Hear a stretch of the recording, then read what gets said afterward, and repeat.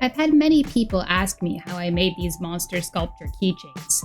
They are not made with typical conventional materials like clay, but rather with a type of paper mache.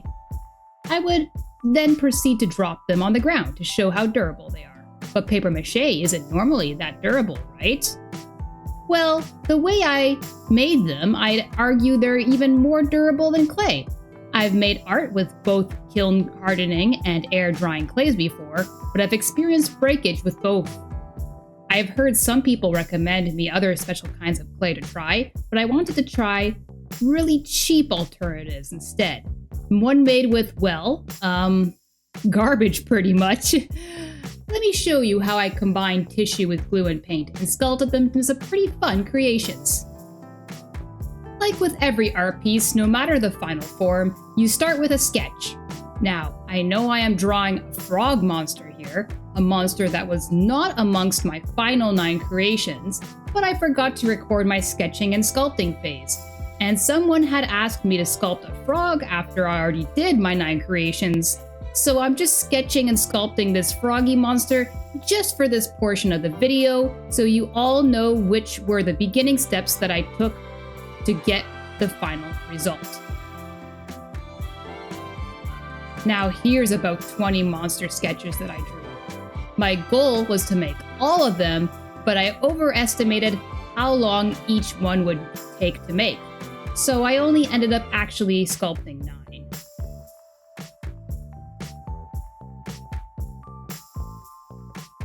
Alright, let me show you how I made my special super hard paper mache sculpting material. I start with pouring a shallow amount of water into a glass jar. I then rip up some tissue and plop it right in.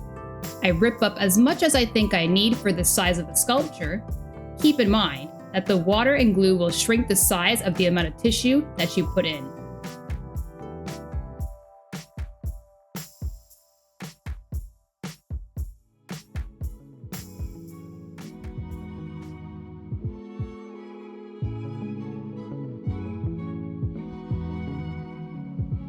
Once you have ripped up tissue pieces inside your jar, it's time to move on to adding in the glue. You can use just about any typical white glue for this. School glue, wood glue, etc.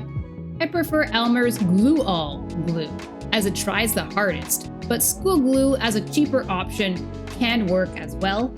I sort of eyeball the amount, but if you want to know a more defined amount to aim for, try putting in enough glue until it evenly coats the surface of the tissue after you mix it.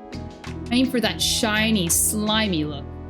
I am building monsters after all, and if you're using this as a guide as well, that's what you'll be doing, maybe. Now mix it really good. You can use just about anything to mix it with. Just make sure you wash it within about an hour though. As you can see here, I am using a brush. If I don't wash it within an hour or two, it'll harden and become no longer usable as a brush. Now I add some acrylic paint. This step is probably not required, but it does help in a few ways later down the line. For one, it will avoid unwanted white spots in your sculpture after you paint it. In this stage, you probably want to think about what will be your base color for your sculpture. If your sculpture will be primarily red, choose a dark red here, etc. For me, I wasn't quite sure at this stage which color I wanted to paint each monster, so I just chose a gray color to use by pouring in a very minimal amount of acrylic black paint to mix in with my glue and water and tissue mixture here. And it made like a sort of gray color because it was sort of diluted with everything else. If I wanted to be like a pure black, I could have added more black. And another reason to consider adding paint at this step is to better see what you are sculpting when the time comes. I don't know about you, but I can't really see the details that well when I'm working with a pure white substance. It's a little easier with a gray color.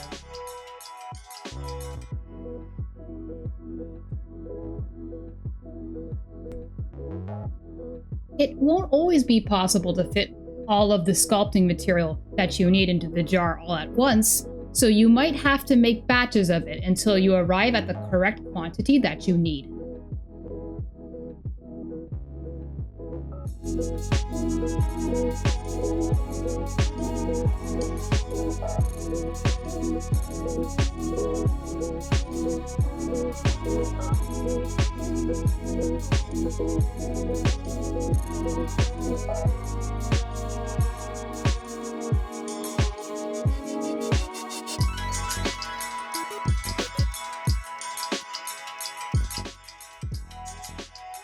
Now it's time for sculpting! There are a few downsides to working with this paper mache-like material. One of them is that it's more difficult to sculpt with than it is to do so with clay. It has a hard time holding itself up on its own. This can be amended more with using an armature wire or aluminum foil structure underneath. One other downside is, depending on how thick your sculpture is, it can take up to 1 week to fully dry. A little bit of a shorter time for thinner or smaller sculptures. This particular frog monster sculpture that I am working on, as shown here, was larger than my 9 smaller monster sculptures. So this monster frog statue took 1 whole week to thoroughly dry. But once it did, it was hard as a rock. Here, I definitely needed to prop up the frog's arms with armature wire.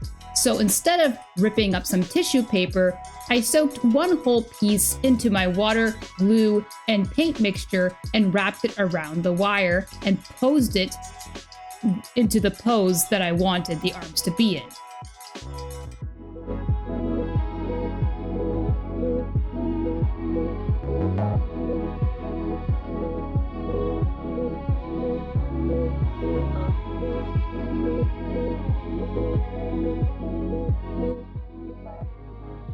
I just keep sculpting and sculpting until I roughly have the shape that I want. Just be aware that with this paper mache method, you're not going to be able to perfectly smooth out all the surfaces. I am sure you could try to smooth it out more, but due to the material, it's not all that much possible to do so. To me, the lumpiness is the aesthetic of using this medium. Since I knew the results wouldn't be perfectly smooth, I decided to go for making these monster-like designs. Monsters can take on any form you imagine, really. And icky, lumpy monsters seems to fit perfectly fine with that sort of aesthetic.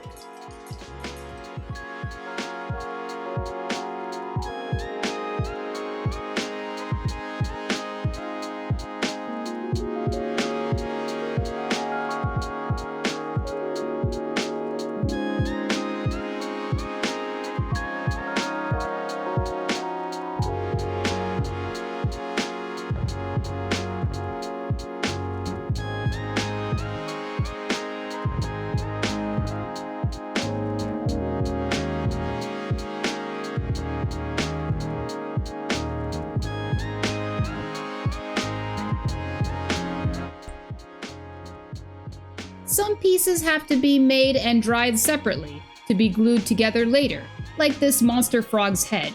It won't be possible to stay in place on the main body of the sculpture while it dries.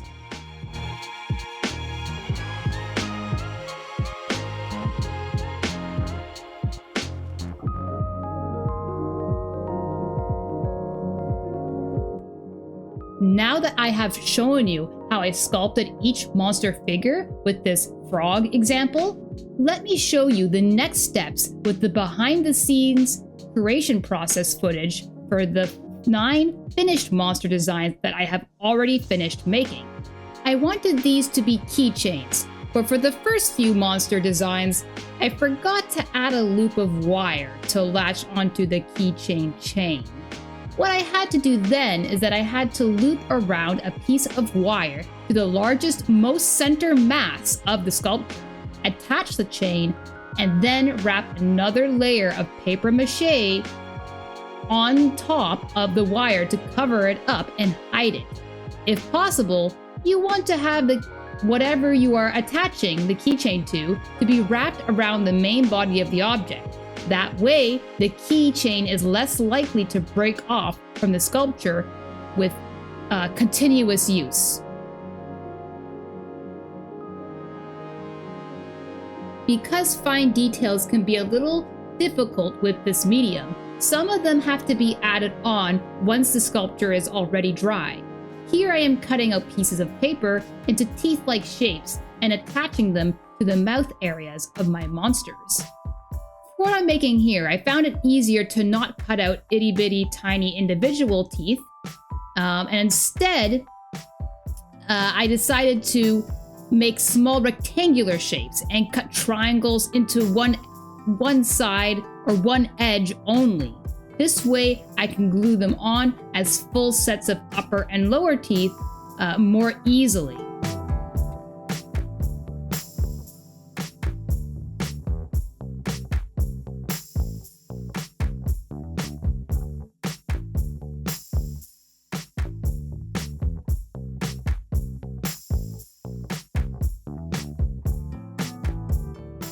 For two of my monster sculptures, I wanted to try something different.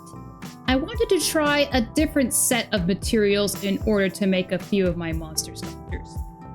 For my spider-like monster, I wanted to see if I could make it poseable with the wire I had. In order to do this, I had to make 4 legs worth of wire. Yes, I know spiders normally have 8 legs, but this is a monster spider, which I decided to give only 4. For some reason, this seemed to fit the design.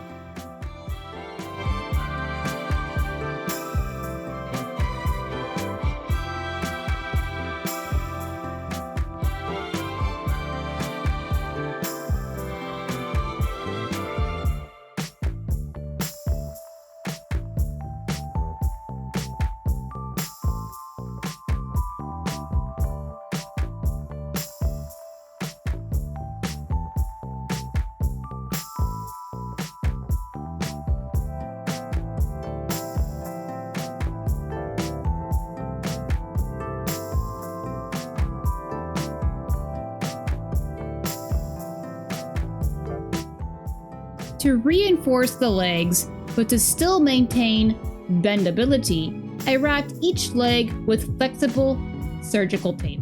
This will also prepare me a surface to glue on.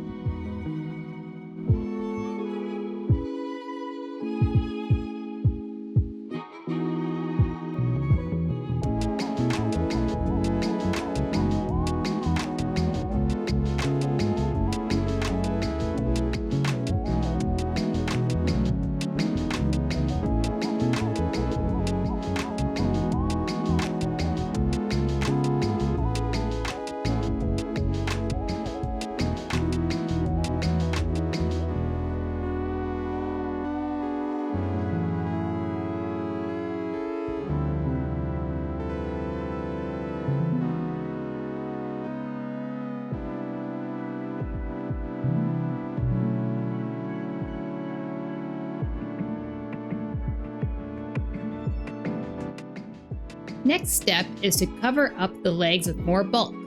The leg meat will be pieces of fabric. I am taking an old blanket, cutting it up and wrapping the cut-out pieces around each leg, gluing them with super glue for a more permanent bond. I like to use white fabric for projects like these, because I can always paint it to whichever color I want later.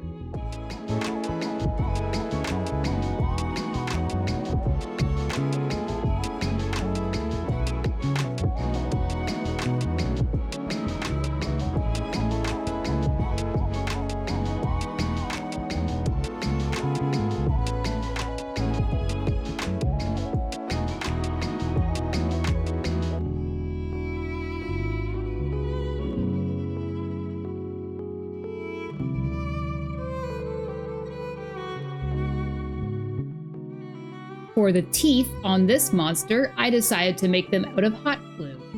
Just perfect fang-like shapes. Trying to keep this entire project on the cheapest budget possible, I dyed the fabric with acrylic and water. The dye mixture should be more water than acrylic. You may need to dip your project into the mixture a few times and give it a bit of a squeeze to see if you need to add any more paint or not. Adding too much paint will stiffen the fabric, and if you want to keep the fabric bendable like I do, you don't want that. Let it sit fully submerged for at least 10 minutes or more, and then let it hang dry somewhere. Remember to put something underneath it where it is drying to catch any dripping paint. Keep it away from other fabrics or art pieces that you also don't want stained with colored paint.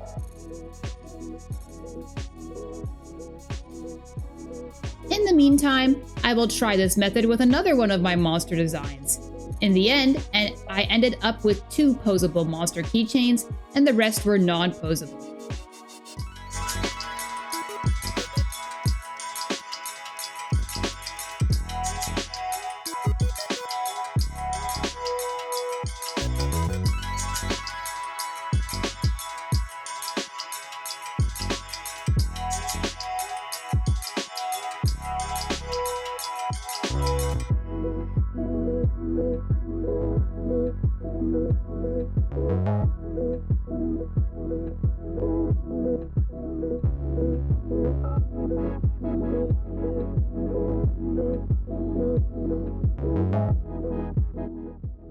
This little guy had a poseable mouth as well. Now it's time for the real fun part, adding color. I didn't plan out any color in my sketches, but I really should have done that ahead of time. However, I had a general idea in my head as to what color each monster was going to be and what details they were going to have, so I just went along with it. For example, this monster, which is nature themed, is going to be mostly tan and brown colors. So to start off, I'm going to make his base color tan and give him a nice and even coating of it.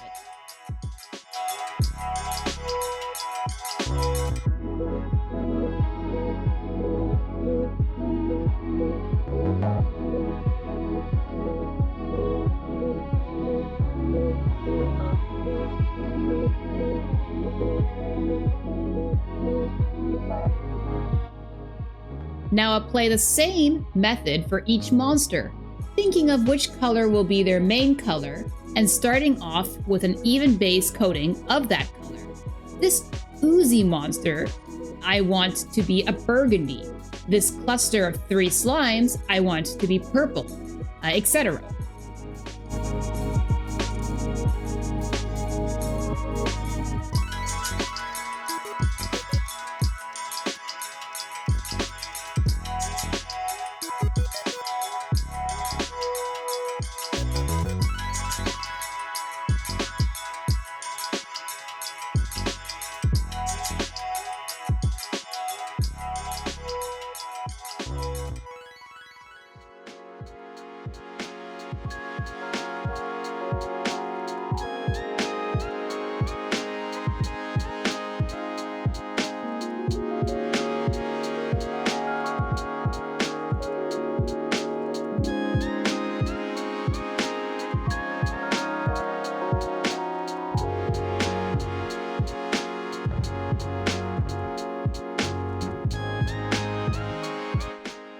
Now moving on to the accent colors.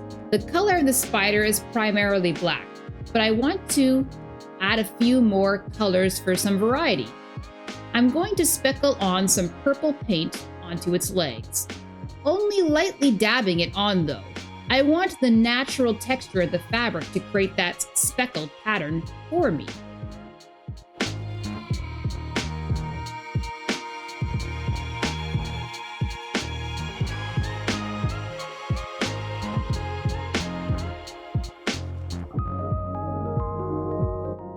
Now I want to add even more interesting colors to the design here.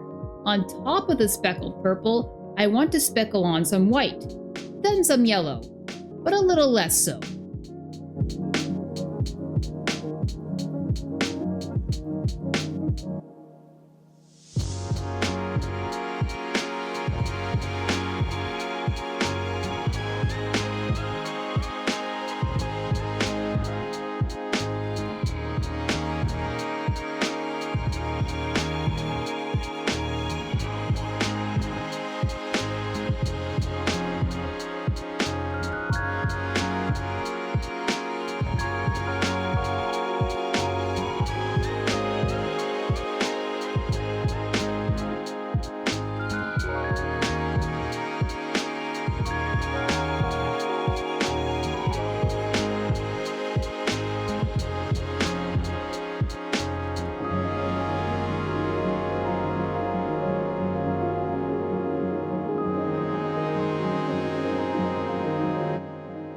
Of course, the teeth should be white. Now, it's not just plain acrylic paint I am using, you should know. I am also mixing in a slight bit of matte Mod Podge. Mod Podge is a clear sealant that adds a bit more durability to a piece. I'm using it to prevent the paint from scratching off in the future.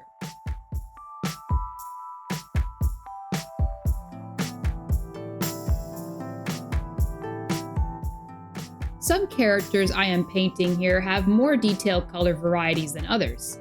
The red blob will be variations of red. The lighter reds I'm either dusting on with a dry brush or blobbing in sections, going along with the naturally occurring bumps and folds created by the dried paper mache. This snake-like wingless dragon will have a spiky frilly mane glued on. These are actually branches from a mini dollar store Christmas tree. I will paint them a different color later once the glue is dry. Green and black for these bally slimes.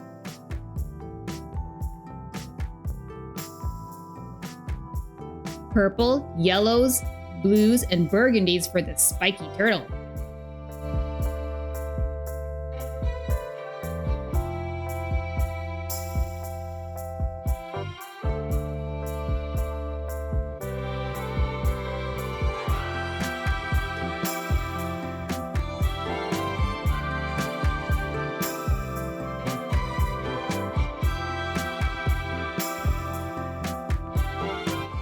Adding some green moss and brown mud details to this earthy creature with a piece of bark for its face. And some more Christmas tree branches cut off and glued to my nature monster to look like real grass. I'm gonna leave the green color the way it is though.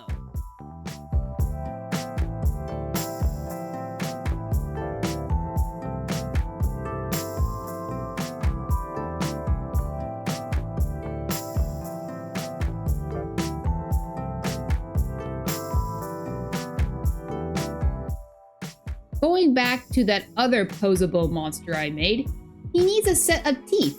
Once again, for this guy, his teeth will be made up of tiny hot glue blobs.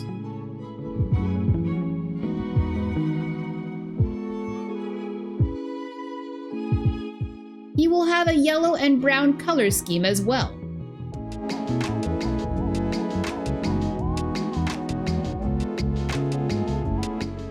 My monsters need to see. Time to build them some eyes. Drawing with watercolor pencil crayons on plain white paper, I draw a pretty creepy pair of eyes for one of my monsters. Don't forget to add some white highlights to give them some life. I'm drawing all sorts of different styles of eyes here. For more reptilian-like monsters, among a few others, I am drawing slitted eyes.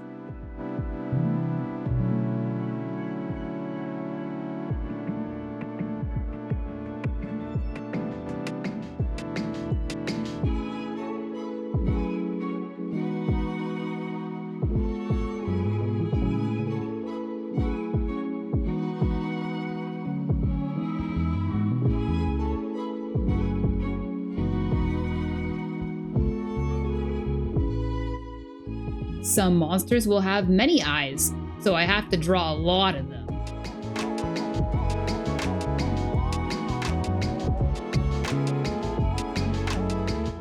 Then I have to painstakingly cut all of those tiny eyes out.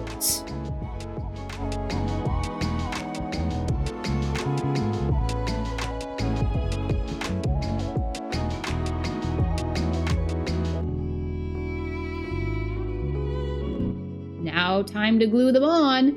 I simply use my Elmer's glue-all glue and stick them to where I want them on the sculpture. I didn't record this part, but I later very gently crafted a dome of hot glue on top of the eyes afterwards to give it a shinier, more ball-like shape. It's very easy to mess up here with properly shaping the hot glue. If you do, you will have to peel off the eyes and start all over again, starting back with drawing and coloring the eyes again, gluing them on, and then hot gluing the dome over top again. Now, time for the big reveal. Behold, My monsters! This one's Barky. Barky because his face is a piece of bark, and it's a play on words on the popular dog name, Sparky. Blodroop. Kinda gross, but it is a blob of blood that is somehow alive and moving on its own. Blod comes from the word blood, and droop because it is droopy, drooping with blood. Kara Spike. She is a turtle-like monster with a spiked shell. Carapace is a word referring to the turtle's shell, and well, spike refers to the spikes that are present on her shell. So, Kara Spike. Quadrooter. Quadru comes from the word quadrupedal, which means a four-footed animal, an animal that uses all four limbs for walking and running. The end of the name is the end of the word spider, so her name literally means four-legged spider. Scaleyard. The name is literally just the two words scaly and lizard bashed together, which is basically what Scaleyard is. But I guess he's also a bit funny because he is a lizard without back feet. I view him more of a type of dragon. Scribber. This name is reference to the scrib creatures in one of my favorite video games ever, Morrowind. In Morrowind, they are four-legged bug creatures and with a hard shell. Of course, Scribber here is much different. He's also got large teeth and over a dozen eyes. Sludgies. The name is pretty straightforward on this one. Sludge is basically another word for ooze or slime, and the IES part at the end refers to how there are multiple sludgies grouped together here. They like to move and operate as a group. Snake.